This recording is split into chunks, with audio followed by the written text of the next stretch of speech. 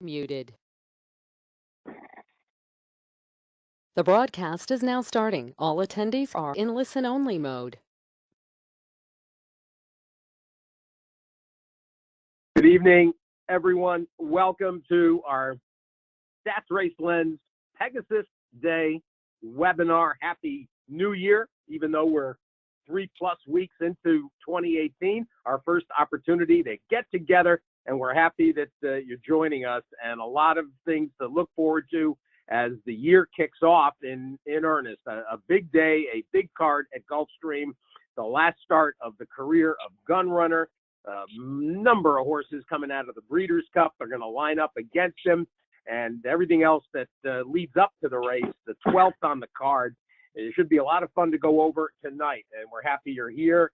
Happy to have Ellis Starr with us and Dan Tordjman, and we should have some real fun tonight. Let me first provide greetings and give them a chance to say good evening. Ellis, Happy New Year. Happy New Year to everybody. Happy New Year to all the racing fans. Happy Pegasus weekend. Looking forward to a fantastic card at Gulfstream on Saturday. Thank you very much. And Dan, greetings. Hey, thanks, Steve. It's good to be on with you guys, as always. Pretty excited for this weekend. And, I'm interested to hear some of your thoughts, actually, on, the big race. Looks like there's a lot more doubt about Gunrunner than I expected. So I'm curious to hear what you guys think as we dive into this thing. Well, and that's going to be a big part of the focus. And we're not going to, beat around the bush and leave everybody, lead them into Pegasus. We'll start with it.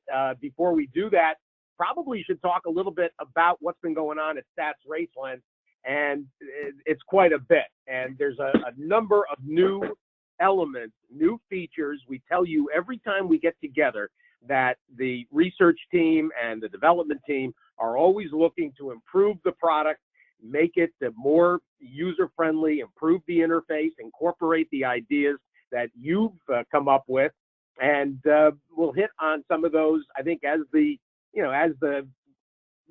evening progresses, hit just a couple of ideas, and individual research, class moves, allowances up to stakes, angle criteria, and filters keep getting added to.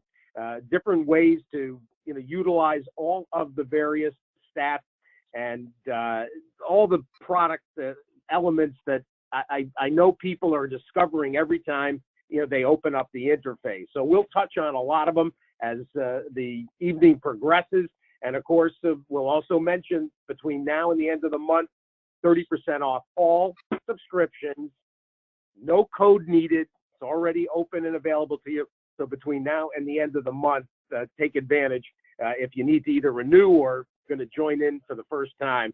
Let's turn our attention to the feature right away. And Ellis, kick us off. Talk about Gunrunner, a circumstance where we're going to have a very short priced horse, and you have to make a certain determination.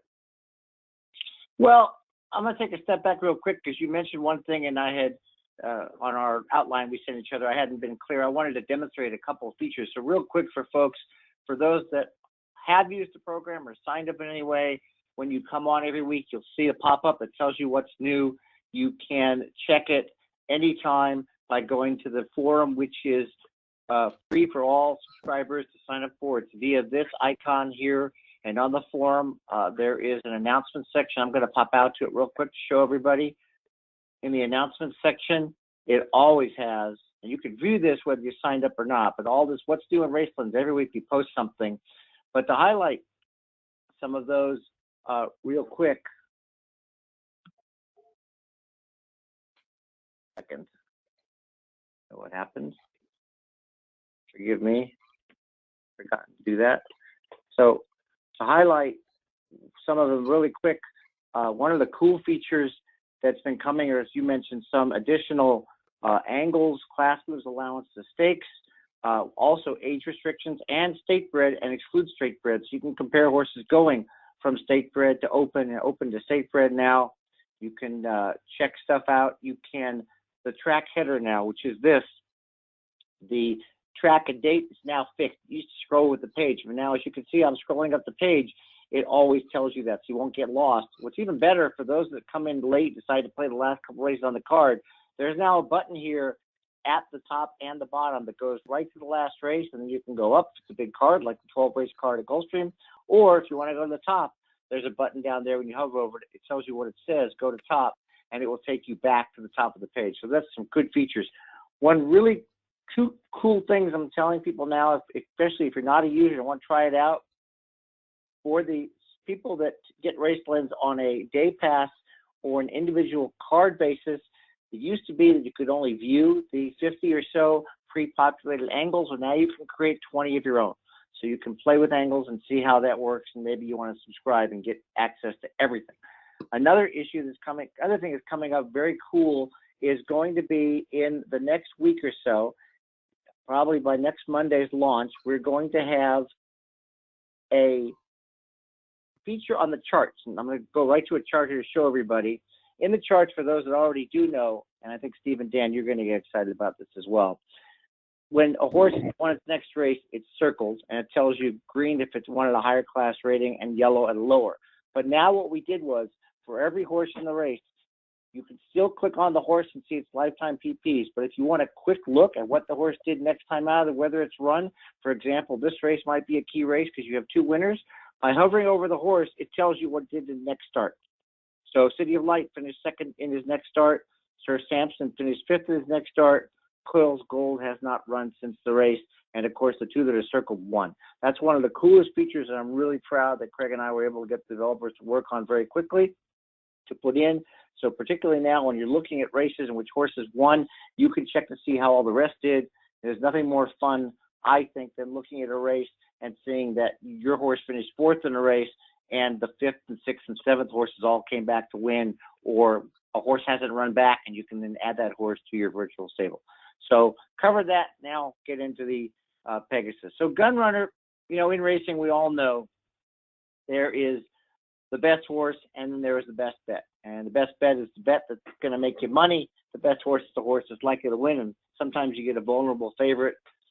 Sometimes you can't do that. And as far as Gunrunner goes, and I'll be interested to hear what Dan said about more people than he thought or a little questioning Gunrunner, but I'm not one to do that. You know, when you come back from Dubai like he did last year from March to June, and you win by 7, and you end up earning about the same Equibase fee figure. Before that, you could see the 124 in the Razorback, then the 129 to Arrogate, and then the 127 in the Foster. He just did it. And then the 3 big races in a row. There's some talk about post position. So I ran an angle. I wanted to see real quick. I didn't want to check the statistic. I want to check the angle because of the way that RaceLens does the angle. So I ran a search for an angle, which is Gulfstream Park, 9 furlongs exactly, 9 and up post positions.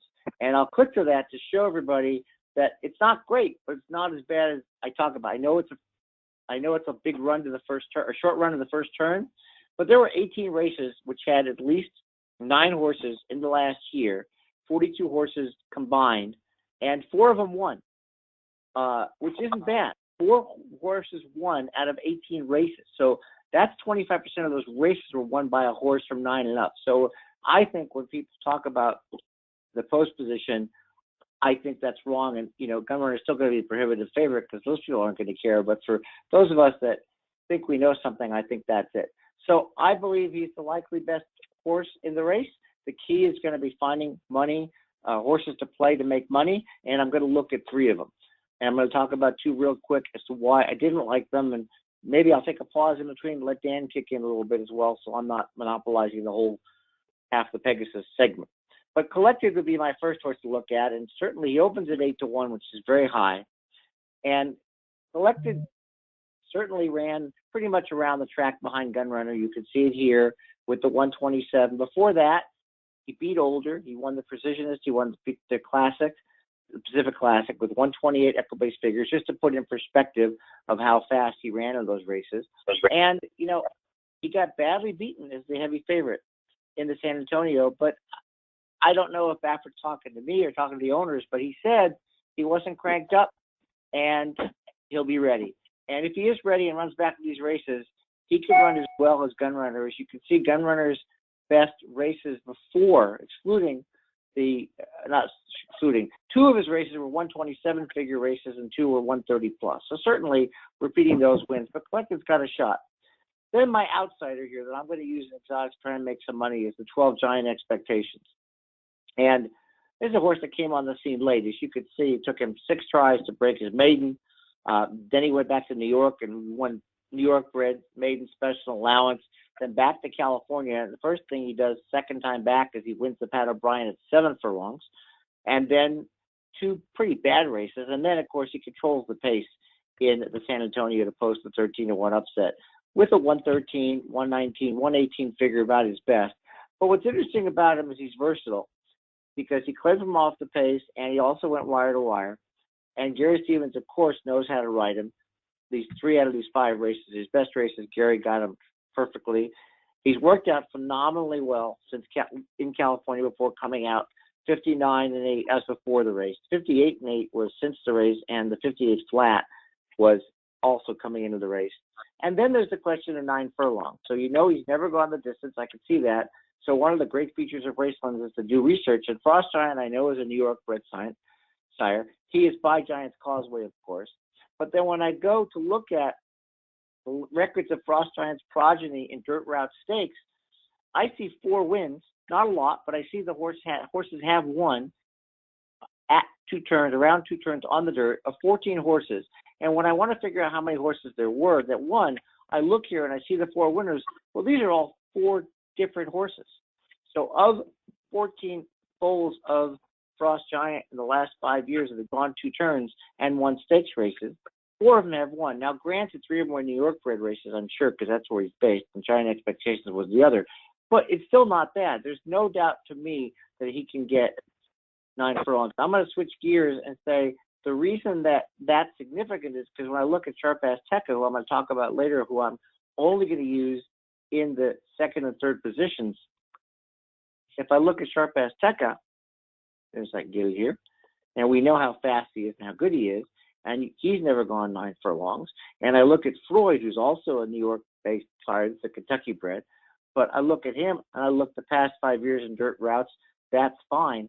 But I did also check 9 furlongs, and at 9 furlongs on dirt, 1 for 28. And that's a concern to me.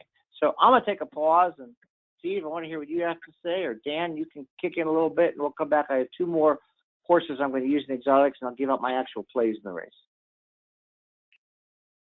Yeah, I could jump in and you know, first off, I'm glad you addressed the post position question, and you kind of showed how handy Stats Racelands can be, and you know, kind of looking things up like that in just a matter of seconds, and so I think that's helpful.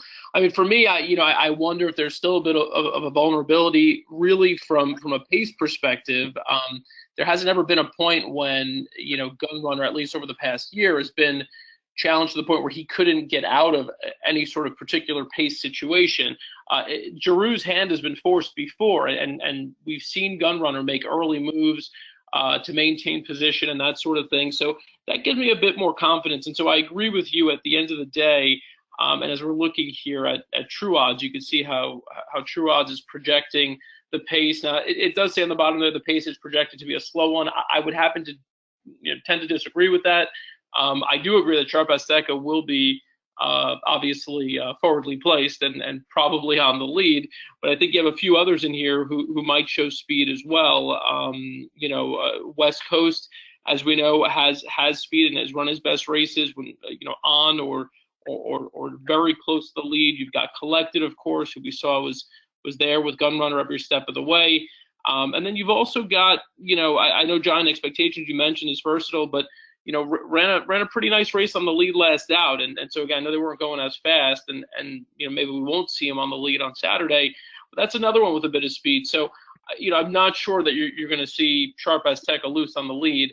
I think Gun Runner will be put into a position where I think Giroux will be in a position where he'll have to make a move fairly early to find a comfortable spot and not lose ground. And so if there is a bit of vulnerability, as you said, I think we can all kind of look at things objectively and say that the best horse in the race is Gun Runner, but what's the best bet? I have taken a shot with the horse who I'm going to tell you is my best bet a number of times, and it has not paid off. It's going to be number 6, Gun Runner. It hasn't yet broken through. What's that? Gunavera, sorry. I can't even convince myself that it's Gunavera. So, but it is Gunavera yet again. So, like I said, he hadn't really broken through in a big spot, but we do know that he likes Gulfstream Park. We saw him win here last year when he was on the Triple Crown Trail. Since then, there have been a couple of situations in which he thought, well, okay, this is the race. This will be the race where he breaks through. And so I know I was pretty high on him going into the Traverse for one, in which he ran an enormous race there. You see the 106, made the move and kind of flattened out a little bit late. But the key thing with that is that West Coast was able to set a pretty comfortable pace on the lead. And then when I look at the Breeders' Cup Classic, if you want to pull up the chart there, and this is also, again, just talking about how handy it is, you could just kind of look real quickly at this chart here. You look at the various points of call, and you could see that Gun Runner collected West Coast 1, 2, 3 every step of the way. And no one really closed from off the pace, but Gunavera did to a certain extent. And the final, when you see that he finished where he finished, you might be discouraged. But if you watch that race again, he was asked to get into the race a little earlier than he's been asked to get into a race before, and he was still coming. But you've got to kind of take a closer look at that race and look at how fast they were going. They were going extremely fast. Rarely, even in a race with horses of that caliber, you see those horses finish 1, 2, 3 and run all the way around. Every point of call being 1, 2, 3. So for me, that tells me that if the track is playing, a little differently on Saturday, if the track is a little more friendly to closers, we know that the pace, at least in my opinion, I think will be just as healthy and just as fast. Certainly, you have the same 3, top 3 horses who were pushing the pace in the Breeders' Cup Classic, and you've got a couple of others too. So I think the pace is going to be fast. And I can see Gunavera, with the time off, like a couple of others as well. But with the time off and having a little bit of back form over the dirt at Gulfstream, I could see him running a pretty big race. And last but not least, the hottest jockey in the planet right now, Luis Saez, after winning 7 races at Gulfstream yesterday, he hops aboard. No disrespect to Edgar Zayas, and you can see the numbers there. Last 10 days, the 27% and the ROI there. Again, no disrespect to Edgar Zayas, but that is a major and significant jockey upgrade. So for all those reasons, I really do like Gunavera. At the very least, we know we're going to get a price. So my plan is to kind of utilize him in exactas and play him across. And so he's the one that I leaned on. I have a hard time saying that I think anyone aside from him can really threaten Gun Runner. I'm that confident in Gun Runner if it's not Gunavera kind of picking up the pieces and going by late. Collected, I'm with you too. I think is a real threat. And then just defensively, I'm going to go ahead and use Toast to New York. I mean, the horse who was gone for close to 3 years before coming. What's that? I gotta say, come on.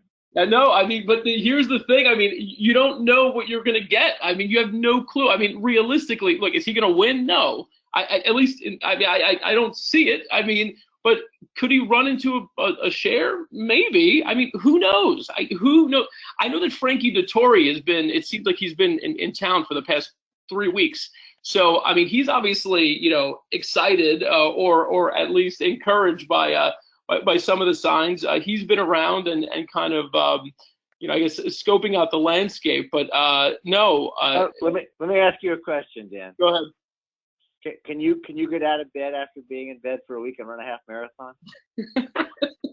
I'm gonna have a hard time standing up after sitting down doing this webinar. So, I mean, I respect you. And it's sort of, we're all taking shots trying to make some money, but I gotta.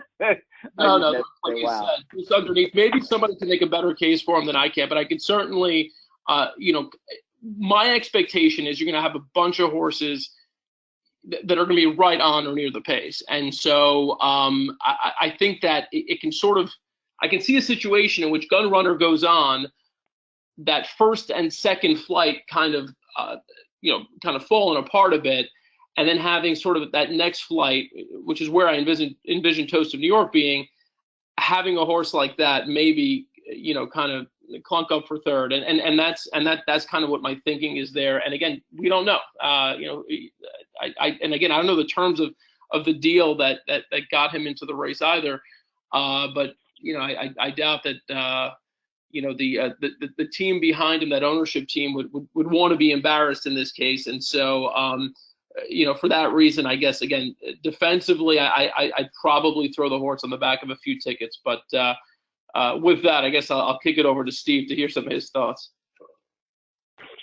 Well, it really is a curious group of horses. And like Ellis says, it's hard to envision, even if this pace gets hot, and I'm not convinced it's going to be excessively hot at all. It's hard to envision Gun Runner not going out with at least his best effort. And his best effort is simply, better than anybody's at 2 turns. And I throw the 2-turn proviso in because Sharp Azteca is the key to this entire race. Everything depends on how far Sharp Azteca goes. And even when he's run good 2-turn races, they're not good enough to beat Gun Runner, but they are good enough to stretch this field out and to make this field have to work early to keep up.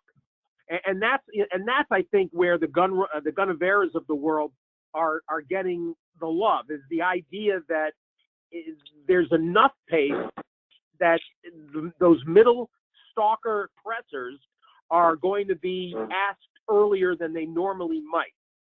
And that would open it up for the late runners. And then it just becomes a matter of, what late runner you like the best and what price you want on your late runner. And certainly Gunaver is fine for that. I think Seeking the Soul has got to be looked at seriously. And with those last 2 races start to put him in the arena with the top handicap horses in the country. He still has to make up 2 or 3 lengths to impact this, to get past a West Coast and a Collected and a Sharp Azteca, even if speed is carrying. A 1 1/8 at Gulfstream is like a 1 1/16 at any other racetrack. So a lot of this depends on just how far Sharp Azteca goes before he starts to strain. The only horse that I find myself being drawn to as a fun price to utilize is Stellar Wind. She's being completely ignored, and anybody that has followed her knows that this has been a notoriously bad worker in the mornings. And a change of venue, she basically looked like a sour horse at Del Mar. And the fact that she got some time off, shows up in Chad Brown's barn.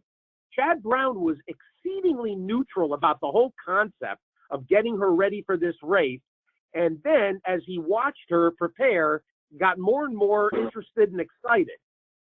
And these most recent works at Palm Meadows, if you haven't seen the video, and if you didn't see anything of her this morning, she looks like she's ready to go out with an A effort.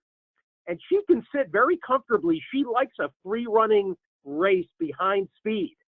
And for that reason, not to mention the addition of Joel Rosario, and you could talk about Luis Saez being an upgrade on Edgar Zayas. Joel Rosario, at this point in their careers, is a huge upgrade on Victor Espinoza. And I think Stellar Wind is the very fun horse that you want in all the money slots to play with here. And she's going to be, I think the 30-1 is silly. I thought she was a 12 or 15-1 horse. In fact, Marty McGee and I talked about that earlier in the week. And Andy Serling, too, thought she would be 12 to 15-1. So a 30-1 morning line, I mean, frankly, should have been flip-flopped with Toast of New York. And starting at 30-1, I think you're going to get a lot of value impact from Stellar Wind. And certainly Coolmore and Chad Brown are not letting her leave those gates unless she is ready to run a credible race. And her credible races happen to fit in with this bunch. And 1 1/8 is absolutely her wheelhouse. So the only horse I'm going to say you want to play with for value impact is Stellar Wind. I think she's a fascinating part of this whole equation. Before we move on, Steve, I want to go. I'll circle back to the two that I hadn't mentioned yet, my other fun price horses, and then I might ask Dan as well, and maybe you, how you might play the race. So I already mentioned Gunrunner Collected as the better bet than Gunrunner, and Giant Expectations is definitely my horse that I'm playing. You mentioned one of the other two that I'm looking at for exotics, maybe for a couple bucks to win, and that is Seeking the Soul, who's, as you said, I agree 100%. His last 2 races were his best ever. He is a newly turned 5-year-old, but he's still maturing. Those were great. He's already a Grade 1 winner at 9 furlongs, so there's not a problem. And John Velasquez rode him marvelously. He didn't beat any bums, by the way. A Good Samaritan Opportunity, both Grade 1 winners that he beat in the Clark. The other one is the 7 Fear the Cowboy, who's a local horse, and he's a little cheap because he's a Grade 3 type horse. But I can't get over the fact that he's got a win at the distance, and he's 4 for 6 at Gulfstream, and that Castellano gets off, but Gaffalione gets on, and he's just game. He just likes to run. The West Virginia Governors, last time out in the Harlan's Holiday, he's just a really nice horse. He wanted to skip away at the distance of Pegasus last year over the track. He could sneak into the price. Talking about Sharp Azteca, and I agree with you. I don't think he can win at the distance. He can certainly run well. I'm going to leave him in on the bottom. But I want to talk about West Coast because we haven't mentioned him. I'm not using him at all. I'm taking a complete stand against him. Dan didn't mention him. I think he's the horse that goes out with Sharp Azteca and causes a really hot pace, and maybe Gunrunner can sit third, particularly with his outside post, because West Coast and Sharp Azteca get the 2 in the 4 slots. And not only do I think West Coast is a pace issue, because True Odds does agree with that. If you remember when Dan was looking at this, it has West Coast in front about the half-mile mark, and then at the 3/4, it's going to be Sharp Azteca. But Sharp Azteca doesn't. He rates a little bit. He could get it, but that's going to be a pace situation. But West Coast, the reason I'm leaving him out completely, and people always want to know why you leave out a horse that's going to be not a favorite because he's 8-1, but low odds, is because last year when he was at his best, he was certainly a great horse. He ran just 3 bomb races in a row. But you look at his Equibase speed figures, he's capped at 110. That 125 wasn't his. He had nothing to do with that. He earned it by virtue of being third behind Gunrunner and Collected. So I don't view that as a representative figure that he can run. This is what he's capable of running at the middle, towards the end of his 3-year-old campaign, all against 3-year-olds. His 1 race against older. I don't think he's a Grade 1 horse against older yet. And so I left him out. So my play in the race, by the way, is going to be Gunrunner on top in exactas, over Collected, Sharp Azteca, Seeking the Soul, Fear the Cowboy, and I left somebody out, and Giant Expectations. I'm going to bet Collected to win. I'm going to bet Giant Expectations to win in place because he's going to be every bit of 30-1, I believe. And I might bet $1 exacta box with the other 4 showing out Sharp Azteca, just Collected, Seeking the Soul, Fear the Cowboy, and Giant Expectations, because I don't want to see a $500 exacta like Craig hit that time in the Breeders' Cup and not have a piece of it. So, Dan, how are you playing the race? Yeah, I mean, I'm Gunrunner and Gunavera in all my exotics and in the top slot, and then underneath the horses that I'll be using are a couple of the ones that we mentioned, of course, Collected, And Seeking the Soul is another one. As I said, I'm projecting, I think, a faster pace than you guys are. And if the track is playing, fairly, I mean, I can't see a situation in which Seeking the Soul doesn't have a shot to pick up some of the pieces late. And so I think Seeking the Soul is got a shot to run into the product as well. So I'll use him underneath as well. And like I said, you can laugh all you want. I'm going to throw Toast of New York in behind on a couple of tickets. I'm the only one that laughs. It's just me. And believe me, I love the Reeves thoroughbreds. Just Dean and Patty are dolls. But right. I think it's interesting. Second off that long layoff to try and run with these. But we'll see. Turn our attention to the 6th, and we'll look at least 3 of these stakes on the undercard, and a really nice competitive group that came together for the Ladies Turf Sprint. And probably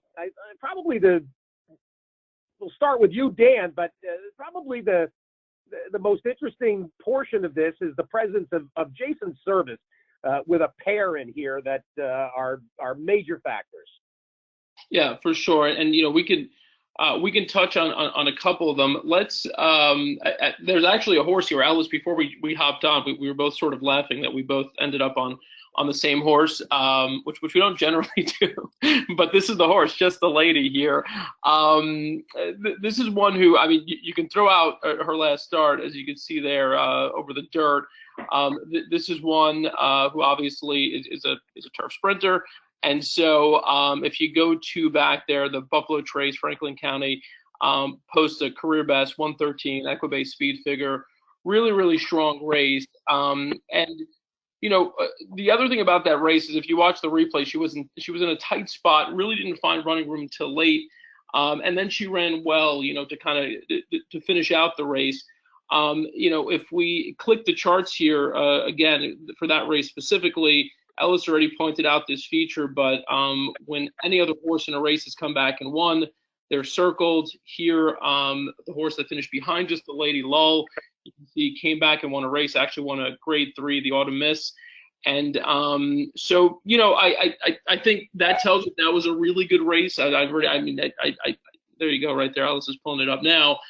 So, I mean, I think that was a strong race. And again, as I said, I'm kind of just tossing that last race.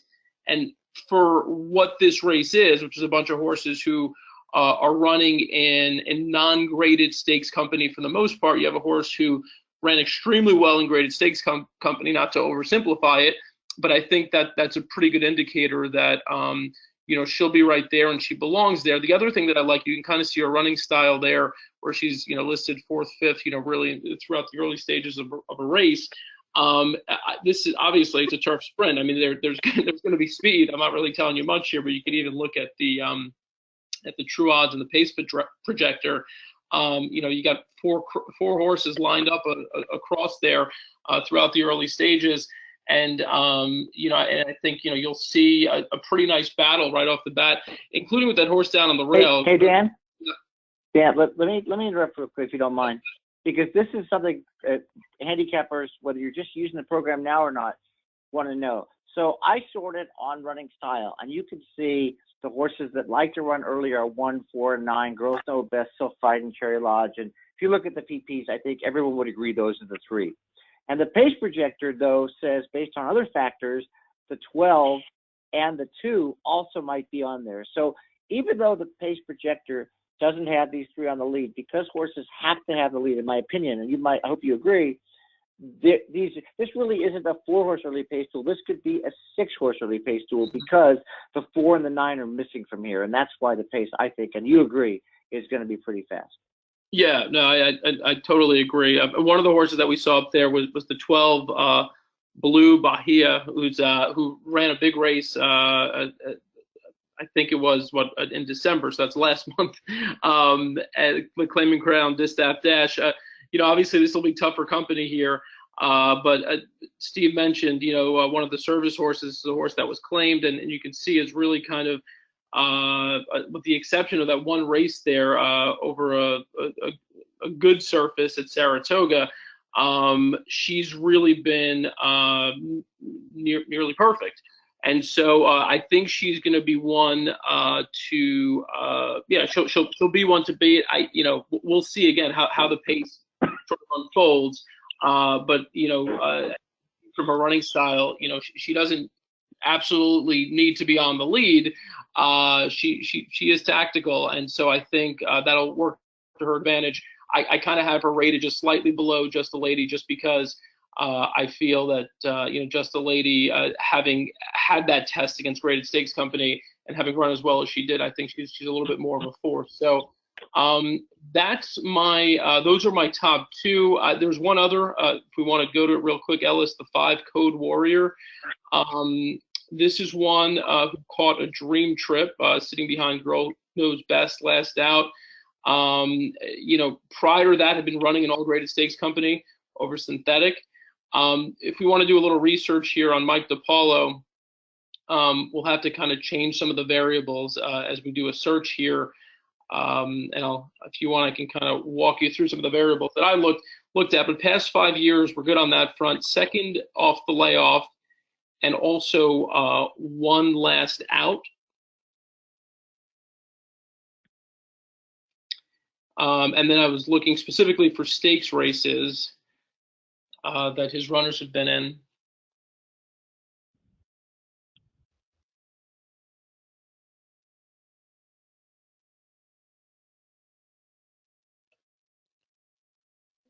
And, a fairly small sample here, but, obviously a very strong sample. So I thought that was a good sign. And yeah, Code Warrior again on the, you don't know how his form might transfer here and might apply to this field. But I think just in terms of knowing Mike DiPaolo and seeing kind of where he's placed horses like this second off the layoff, I thought that was a positive sign at least. And so that was one that I thought we'd bring up. The 9 horse, and I'll just mention this horse briefly, Sylphi. This is one who had some trip trouble last out. It's another one of the horses that figures to be up on the pace. While we said that there will be a lot of pace, so you might not think that's a good thing, I just want to see anything but that last race when Lezcano obviously took her off the pace, which is not what she's most comfortable with, and she didn't look comfortable. There's the trouble indicator on the right there. It'll show you that she did have some trouble. She steadied and shuffled back, and so that's a race she can be forgiven for. And so there's one who I think at an enormous price might potentially be one that you use underneath. So those are the 4. But for me, it's really I think mostly a 2-horse race in terms of if it plays out the way we're envisioning it here between Just the Lady and Blue Bahia. Okay, well, we agree. There's not much to say on this one. I like the fact that Just the Lady's been very consistent. She's been first or second in 7 of 10 career races, all on the grass, a couple at the trip. Last time out, as Dan mentioned, is a totally irrelevant race. For those who don't know, we have this great feature, which I should have utilized before, which is don't ignore the line. Ignore it because it's a dirt line. So I'm only looking at turf lines now. I'll ignore the other dirt line. And lo and behold, what you got is 5-2, 1-2-2, 1-2. An exceptional recent record on the grass. Giroux rides today. The last time he rode her was for a 4-length win at Churchill at this 5 furlong trip. I like this 5 furlong trip. 5.5 is interesting, but 5 is 5. And even horses that run well at 5.5, if they haven't earned 5, I have to take a look at this. Plus, there's that early speed we talked about. You saw the pace projector. Let me just show you why this is this way. You've got a horse named Girls Know Best who has the rail, who has to go, who has had the lead at the first and second call in her last 4 starts. You've got Sherry Lodge, who, when she won, she went wire to wire at both of her wins. So I think that's the only way she knows to go. And you've got Sylphi, who Dan pointed out, who had trouble last time out, bad strategy perhaps, who also. So there's a lot of pace here. I agree Code Warrior is the next most likely horse. She benefits from the pace. She was privately sold, put her on turf for the second time in her career. The other one was back here, and she ran 4th, but this was a whole different horse that showed up here, and she ran very well. She made up 3 lengths. She went from 1.5 back to 1 1/4 in front, and she ran well. Gaffaleon rides her back. It's second off the layoff from October to January. There's improving there. My long shot's going to be the 6 Go-Kart. And this is a very interesting horse for Brendan Walsh, who also happens to own the horse. And she imported here from Ireland back in August. She just entered serious training just in the middle of December, so it must take her a while to acclimate. And here she's got drills about every 7 days, 4 workouts in a row.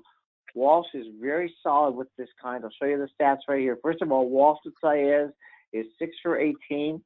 Walsh in turf sprints is almost 25%. And Walsh off a layoff of 2 to 6 months is 25%. You got a horse with a 104 equivalent Equibase speed figure, and comparing what we talked about with some of the others in the hundreds, who just needs to be ready to run well here. She was scratched on January 6th at Fairground to run this race at Gulfstream, which ostensibly could be a tougher race. She scratched out about $50,000 stake to run in this $175,000 stake. So my picks in the race are the 3 Just a Lady, the 5 Code Warrior, and the 6 Go-Kart. The only thing I'll add, I actually am on the 3-5 as well. I think you got to use last year's winner, Pretty Perfection, in here as well. Perfect at Gulfstream, and Kelly Breen seems to have been angling for this, and she actually ran pretty credibly on the dirt in the Sugar Swirl. I think you want her in here too. She can sit behind the speed and finish. So a little bit of 10 in there too, Pretty Perfection. And I do agree about Go-Kart. The fact that Brendan Walsh, who does own her, could have run her really anywhere. The fact that he runs her here is pretty telling. He's about as crafty as they come. Ellis, take us into the Fred Hooper. We're going to go a mile on the dirt, and this is a very interesting group. And there's some horses coming from different directions. There's some turnbacks and stretch outs, some horses off layoffs, and some very attractive prices to be had. Yeah, and one of the reasons they're attractive prices, Steve, is when I look at the morning line, I see, first of all, the Tale of Silence is 3-1, and I'm not sure I get it. This is a horse that ran second in the Dwyer last year, didn't do much in the Jerkins, and then ran second in a listed stakes at Laurel. Lots of stops and starts here. A nice horse, but not a 3-1, but you're getting the price like that. I'm going to steal Dan's thunder because I'm going first. So sorry, Dan. We both like number 10 Beasley, and when I told Dan the morning line, he was kind of amazed, as was I. This is a very interesting horse. Beasley, first of all, ran very well against Older, almost beat Stalwalk and Dude, who's a millionaire, and Tom's Ready, beaten ahead for second in the Grade 3 Bold Ruler, completely overmatched in the Cigar Mile, Sharp Azteca, Mind Your Biscuits, Practical Joke, Grade 1 winners. Before that, went right through his allowance conditions coming back from a layoff, and then again the lousy race. This drop from Grade 1 to Grade 3 is perfect, and I'm so glad to see Castellano signed on. Everything looks good for Beasley. I think he's great. What's best of all about Beasley is when you look at this win, he won his debut fresh, and then the last time he came back from last 2 times off a layoff, especially the March to August layoff, he won, and he also won August and September. He's come back from a layoff here. Hennig got him primed with a 47 5/10 workout, which is just phenomenal, and I'll take every piece of 15-1 on this horse. I think he's got a nice shot. The 118 figure from the Bold Ruler is going to stand up really well here. Tommy Macho, who won this race 2 years ago in 2016, so you can go back. I have mine set to lifetime PPs. He won the Hooper here in 2016 with a 114 figure, beat Stanford, beat Grand Shores. Then he went off form, took a layoff, came back here, won the Howell's Hope last year, the 1-turn mile Grade 3. So here you got a horse. If you look at this, Grade 3 win, Grade 2 loss, Grade 3 win, all these Grade 1s and 2s. He's 2 for his last 2 in Grade 3s, and he drops down. Saez is going to ride him as he's ridden him so well, including last year's Howell's Hope. He scratched out of the Bold Ruler in October, scratched out of the Swatara. Don't know exactly why, but knowing it's Pletcher, Saez is riding. The recent works are very consistent here at Palm Beach. About every 7 days, you can see. I think he's going to run well, and I think he's a value here at 6-1 on the morning line. The other ones I'll look at to consider for exotic, the 2-8 who hasn't done anything wrong in his career, right through conditions, September, October, December. He's moving up in Equibase speed figures at 111. And to compare it again, Beasley, the Grade 3 figure for Beasley was 118. And then Tommy Macho last year in the Howell's Hope, which again will be the comparable race, a 114. So you've got a 111 here on 8-Town, who is certainly a solid horse. And then the 5 First Growth, who ran second to XY Jet, and I think that's like winning a race in my opinion, because XY Jet is just streaking right now, and he came back to win again. So you've got another horse with 3 of his last 4, actually all these wins in a row, and you can't knock him. So my plays here, certainly Beasley's going to be a winner, win place bet, anywhere near those wonderful odds. And then I'm going to use Tommy Macho and First Growth and 8-Towns in my exotics. Yeah, First Growth there, also 5 for 8 at the distance. I think he's one that you got to look at as well. But just going to Beasley real quick, I'll just say 2 things. One is that I sent Mark Hennig a message yesterday trying to, kind of pry some information out of him. And all he gave me was the horse is doing really well. Nice breeze last week. So, obviously a little tight-lipped, which, to me, I interpreted that as, I'm not saying anything, so take it for what it is. So there's that. And also, if you click on Mark, who's really been riding a hot hand lately and been doing really well. And specifically, I just wanted to do a search with Castellano. So if we just go to use today's jockey, so we go use today's jockey, and I want to look at stakes races, all stakes races. So we can, remove some of the other qualifiers.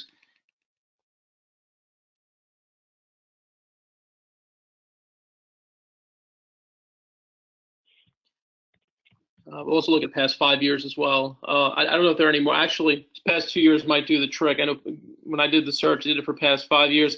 Okay, so that's past 2 years. You've got that. Check past 5 years. You get a little bit of a larger sample. Yeah, good. The sample size is very important. That wasn't a very good sample of 5 starters. So you can go back and see. There's a much better number. Yeah, 13 starts, 6 wins from 13 starts with Castellano up in stakes races for Hennig. So again, good signs all around. And we talked about the way the horse has been working and just the fact that how we ran against older horses as well. I mean, and what was presumably a tougher race than this. I think those are all great signs. So I do like Beasley. I basically would echo your sentiments on Tommy Macho as well. And then I just go to 8-Town. You got that 111 Equibase speed figure. That's the best of any horse in here, last out at least. And this is the first time in a graded stakes company, but he's had 3 consecutive races in which he's gotten a higher Equibase speed figure each time. And again, one of the other cool searches, as you can see, I utilized the search feature a bunch of times when I'm going through this stuff. But what's interesting, especially with the horse going from allowance company to stakes company, when I did a search on Brian Lynch, and I used both of those qualifiers, the last 3 ascending Equibase speed figures, and then allowance to stakes, the numbers are really, really solid as well. So you can kind of play with this a bunch and then come up with all sorts of combinations that fit, sort of specifically to the horse or the trainer or the race that you're looking at. Again, there's so much that you can play with. And I did, the search I did was I removed the first after layoff. So you might not pull the exact same numbers. Yeah, I would say remove the first after layoff. Oh, and also first routes on there too. So you'll have to go back and remove that one as well. All right. Yeah, I'm out. No, it's all good. Yeah, this is sort of very sort of specific to this horse type of search. No, but for anybody that hasn't done this or doesn't do it a lot, you do want the bigger sample to start. You always want to start with the wide net, and then you can narrow it. So this is absolutely fine. Yeah. Yep. There you go. Yep. Yeah. So again, I took those numbers to be pretty solid, for that reason as well as for the reasons you laid out on 8-Town. I think he's a player. And the only other one that, this is probably my version of Toast of New York in this race, the horse that I don't want to mess up my tickets, and that's the 7 horse. I don't know what this horse is at all. Moves like Ali, one of 2 Navarro horses entered. He's gonna go. That last race. Rabbit. Yeah, Rabbit. yeah. I mean, look, who knows? We've seen those rabbits for Navarro go and keep going. So for that reason, I just a little, I did a double take at least, and I'm kind of and the one thing that jumps out at me is Irad's riding, which is weird because if he's a rabbit, you wouldn't get Irad Ortiz to ride, and then Ortiz for Navarro is 5 for 7. So you're right. Yep. You have to look at this. It's a Ron. That's a Paolucci. That's Ron manipulating. Whatever deal he made with the Ortiz brothers to ride the horses on Saturday. That this has got that's got Luch all over it. Yeah. So I don't know. Again, just one that I kind of, I was going to throw in a horse or two. I mean, I would. I mean, we know Navarro's numbers are like at Gulfstream, so obviously that in and of itself is a reason to take a second look. But yeah, this horse with, and I mean, what else? I mean, going back, I mean, this horse who ran in the Futurity at Belmont in 2016 too. So I mean, at some point they obviously had high hopes for the horse before he ended up at Mahoning Valley. So, but yeah, that's pretty much what I've got for this one. Got Ohio Derby written all over him, but he didn't run in that race. The only horse I want to stress a little bit, you got this covered, but First Growth, who's really look at that. Watch the replay. Pull up the Mr. Prospector. The fact that he was able to stay in contact with XY Jet bodes very well for him in here because they're not going to go as fast up front. There's going to be speed, but not 3/4 speed. And I got a feeling that he's the horse that they're going to need to run down in the stretch. I got a feeling he inherits the lead here off the turn. And I don't know if he's good enough. And, he has won plenty of races at a mile, but not recently. And I'm very hard pressed to look beyond him. I'm going to use Tommy Macho Game Over and Beasley as well, but I got a feeling that he's the horse to catch here, First Growth, when crunch time comes. Turn our attention to the Hurricane Birdie, and here's a nice assembly of fillies and mares. And Dan, start us off. Yeah, the one that I'm on is the 5 Apology Not Accepted. And once we get there, I'll kind of for no particular reason other than it was a tough race and it was an odd race. I would kind of put a line through that Chuvie. It was a small field and just a strange race. The race that I'd go back to is the Fleur de Lis. As you could see, Apology Not Accepted's form prior to that is nearly flawless. And so, I think that last race was so uncharacteristic, you could just kind of toss it. Again, she comes in now off of a 6-month layoff with Brendan Walsh, who we mentioned earlier, fires nicely first time off this kind of a break, off a long layoff. You see the 29% right there. And so again, very, very strong number. And the horse has speed, and I think could potentially steal this race. 3 for 3 at Gulfstream, has been truly dominant each time. 109 Equibase speed figure on debut at Gulfstream. And so, this is one of mine that have a graded stakes win, but was less than 2 lengths off of Forever Unbridled there in the Fleur de Lis that I kind of mentioned a second ago. And so I think that this is a pretty tough horse, and I'm seeing 12-1 morning line, and that just doesn't seem right to me. I guess a lot of people will be afraid of the layoff. And the fact that the horse comes out of the Mott Barn, could Walsh move the horse up? I don't see why not. But I'm pretty high on this one. So that was my pick in this. I think the one who's going to obviously take the most play is Curlin's Approval. Tough race last out. Lewis Bay got position from the outside, and so Curlin's Approval actually had to work pretty hard to keep position in that first start back from Breeders' Cup. And look, this one is the horse of the field and loves Gulfstream. 7 for 11, as you can see up there at Gulfstream Park. Drawn better here, and I think Curlin's Approval will work out a nice trip, stalking speed here. So yeah, Curlin's Approval is the one I think is sort of an obvious one on paper, but the other one who kind of would be a better price to me, and who I think has got a very real shot is Apology Not Accepted. Well, we agree a little bit on some of them, but I'm going to go with the one Marley's Freedom on top. Bob Hess hardly ships out of California, and he gets Mike Smith to ride. And the only time Mike Smith rode the filly was in this race here. First of all, she had 2 race started career, didn't run well for Dick Baltus. She was moved privately, and then coming back more mature as a 3-year-old here from October to September, a win, a neck loss, and the win. The win's what's important, because you commented earlier when you're talking about Apology Not Accepted with that 109 in her debut at Gulfstream. Well, here you got a 109 in November. Then they throw her in against the Wolves, okay? She's running against Unique Bella, Paradise Woods, and Mopatism. Greatest stakes winners, both here grade 1 winners. And she's not disgraced at all to finish 4th in the field of 8 here, ahead behind Mopatism, who comes back to win. And again, when you see the italics, the great thing about Race Lens is you can immediately click out, I forgot what race Mopatism won, so I go to the chart, I click on Mopatism, I pull up her lifetime PPs, and I see she won the La Cañada grade 2 with a 114. So she improved her speed figure 5 points off of that race.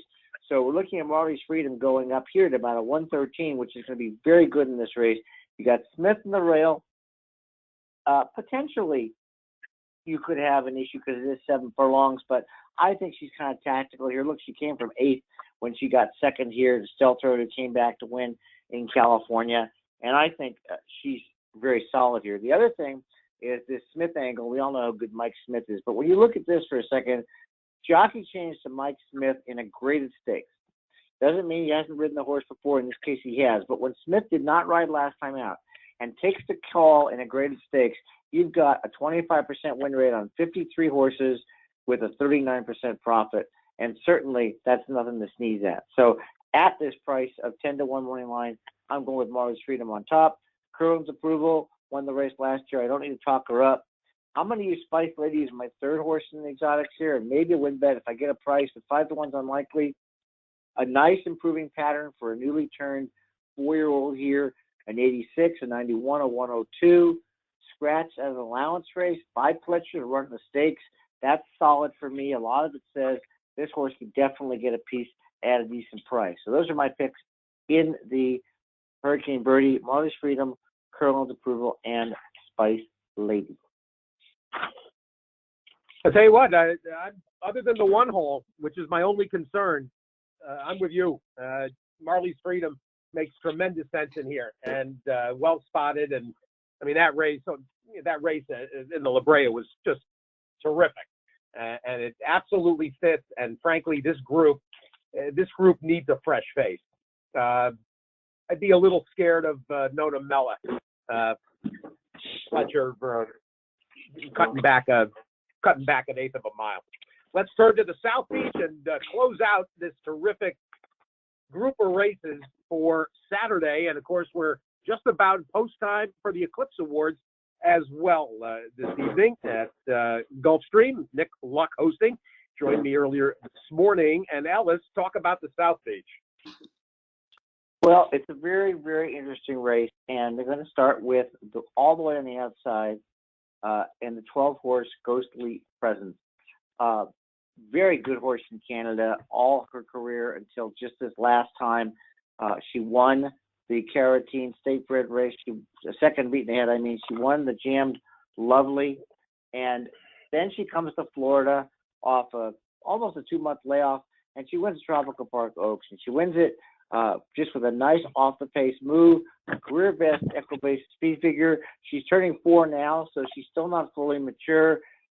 Hernandez, her regular rider, rides her, and he's a heck of a jockey, Raphael. And second off a layoff, she's already a winner at the meeting. This is a non-graded stakes. That was a non-graded stakes. She's 8 to 1. I like her a lot. There's going to be a boatload of pace. She's going to be sitting just about here like she was, 5th the early stages. And I'll go to the pace profile real quick here. We have 2. I'll tell you who they are, and I'll show you what they're doing and why they're doing it. The 2-horse in the race, is going to be I'm Betty G, the 3-horse Conquest Hard Candy, and the 5 Team of Teams. And you can see here Conquest, the 3 Conquest Hard Candy and the 5 Team of Teams, and they're still in front. If you sort on pace style, you could see them, plus maybe Celestine has to go from the outside, maybe Perdona, and certainly there's going to be a ton of pace. What's interesting also to make sure there's going to be pace is the 2 on Betty G is actually adding blinkers, which she wore back last year. I'm getting to her right now.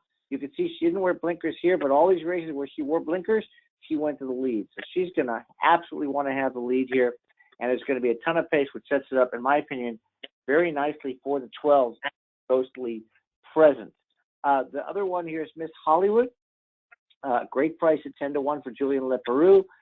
She scratched out of the Panzeretta to run in this tougher spot. She went to the Cassie barn right here. She ran lousy. That was on dirt. I'm going to ignore it. Before that, in her only turf start ever, she ran very well. Stormy Victoria, who's going to be the lukewarm morning line favorite here, and she made a little middle move to get within a half a length. Then she drew off. She was 30-1 that day, a 102 figure. I think that going from 6 to 7.5 is not going to make much of a difference for her. She certainly ran very well on the turf that one time. This, again, is a toss for me. And then the last one is Stormy Victoria, who's logical because she did win that race and she's run well. She won that classified allowance back here, beat Miss Hollywood, came back and ran poorly on the all-weather, but then 2 very good races back here on the turf. Fire Key, of course, won the Autumn Days in big fashion. Then she was only beaten ahead by On Leaving Gianna's Dream in the My Charmer, and those figures are solid. The 115 back here, the 106, the 112. So I'm looking at the 12 Ghostly Presence, the 4 Miss Hollywood, and the 9 Stormy Victoria in the 11th, the South Beach. Ellis, you mentioned the pace a couple of times here. I think it'll be fast as well, and for that reason, I went with another closer, one that you didn't mention, but I think it might be sneaky good here. It's the horse down on the rail, Wested. If you watch that replay of the Tropical Park Oaks, and you don't have to pull it up now, people can watch it after, but really just ate up a ton of ground late.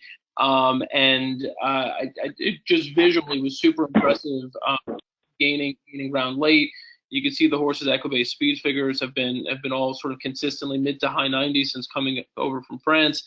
And really the only number the lowest number was over a yielding turf at Churchill on the Miss Revere. And so, this is one, especially look at all that green in terms of positive angles under Graham motion. And Nick Juarez, I think it is also, we've talked a couple of times now about upgrades, but that's a search that I did as well, and I think is useful.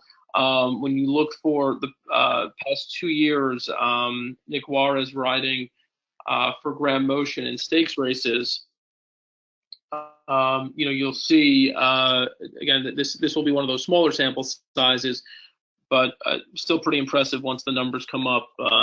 And we'll see them here momentarily.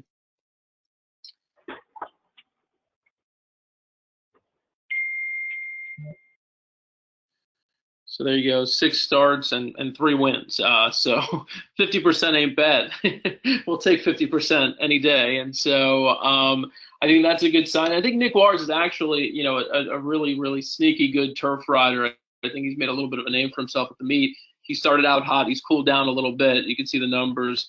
Last 30 days aren't especially great, but he can ride a race and he can ride on the turf as well. And I think Wested's one who's got some upside, is going to be a nice price. Of the speed horses, the one that I liked a little bit was Celestine on the outside, the 11. Loves Gulfstream, 5 for 8. And then, in the money in the other tries, you could see also as we kind of go back, you see the Honey Fox there at the 121. Best number on the sheet here, and actually I believe won the Honey Fox 2 years in a row, correct? And so this is one where, this is one where you're looking for a horse for course. That's your horse. That being said, it's going to be a little tough to get to the lead being drawn out wide and with other speed inside. So, but again, I think this is one that you've got to respect. I don't think this is one you automatically toss. And so my combination of horses that I like, including the one that you mentioned, Stormy Victoria, are going to be Wested, Celestine, Always Thinking, the 6 horse, and then Stormy Victoria. Do you want me to make a case on a? Go ahead, yeah. Steve. No, I like Always Thinking too, and this is a fun. This is going to only add to the difficulty of the late action on Saturday and the multis. This race is a bit of a sinkhole, I think. So I think you're going to have to spread and get clever in here. Yeah, no, this is a fun race. This is definitely a fun race. I think this is probably one of the tougher late races. But it should be. Yeah, I mean, I've been chasing that Gulfstream Rainbow pick 6 for for quite a while. So obviously, I'm going to be taking a stab Saturday and then probably again Sunday, assuming it doesn't get hit tomorrow. And even if it's not a jackpot, I'm certainly cool with a $20 or $25 or $30,000 payout for going 6 to 6 if you can find them on Saturday. Well, for those that didn't get a chance to pay attention to today's card, he ended up, as it happens, with a pick 5 carryover in the late sequence tomorrow. 101,000 in the late pick 5 tomorrow. And if you think that you don't have the bankroll to attack Sunday's presumed force out of the Rainbow 6, which is going to be an absolute free for all. I mean, God knows. I mean, what kind of money gets bet into it? Tomorrow is a good spot to take maybe a shot at the late pick 5, and you can approach that. And there's going to be a lot of extraneous combinations that are covered tomorrow as well. So don't overlook an opportunity like that. 50-cent pick 5, very good spot to invest your money if you're looking. And I do want to say one thing, because Gulfstream has come under a lot of criticism from me included for when they get to these force out days, making the sequence impossible for small players. The thing has typically been built on the back of small players, and then only gigantic tickets are able to cash when they force it out. To their credit, they have clearly heard that complaint, because the sequence that was put together for Sunday is much more reasonable. There are 3 of the races have fullish fields, but there's 3 races with 8 and 9 and 9, I believe, that seem much more approachable and much less impossible. So I give Gulfstream a little bit of credit. I mean, overall, this concept, it keeps money out of circulation, too much money out of circulation for too long, which is a negative to the industry and churn. But at least in this case, they have been a little bit more sensitive to making it hittable for smaller money. And I appreciate that they did it that way. We appreciate everybody joining us. We'll be together again in just a couple of weeks in Las Vegas ahead of NHC. Looking forward to covering the National Horse Players Championship from Treasure Island again this year, our 4th year at Treasure Island, and we have a tremendous amount of fun. We talk to countless players. We talk strategy, whether it's contest strategy or straight handicapping, and we'll utilize the Stats Race Lens concept when together on February 8th. Reminder, 30% off all subscriptions through the end of the month. There's no special codes. Be sure to take part on the forum. If you have any questions, the entire team at Equibase and at Stats Race Lens, the developers, they want to hear from you. And if you have ideas or if you're having any issues, they'll give you all the help you need, product advice, and more. The monthly newsletter. You should be following Stats Race Lens, of course, on Twitter. You should be following Uber Capper. You should be following the Anonymous Man. You can follow me at Steve Byk as well. And we look forward to a great weekend, Pegasus, and everything that comes with it at Gulfstream. And right now, starting just about 10 minutes ago, the Eclipse Awards, and a few categories that should be very interesting. Some honest questions to be answered in certain categories, female sprinter, steeplechaser, and the 2-year-olds especially. Have a great night, everybody. Good luck this weekend. We'll talk to you from Vegas in a couple of weeks.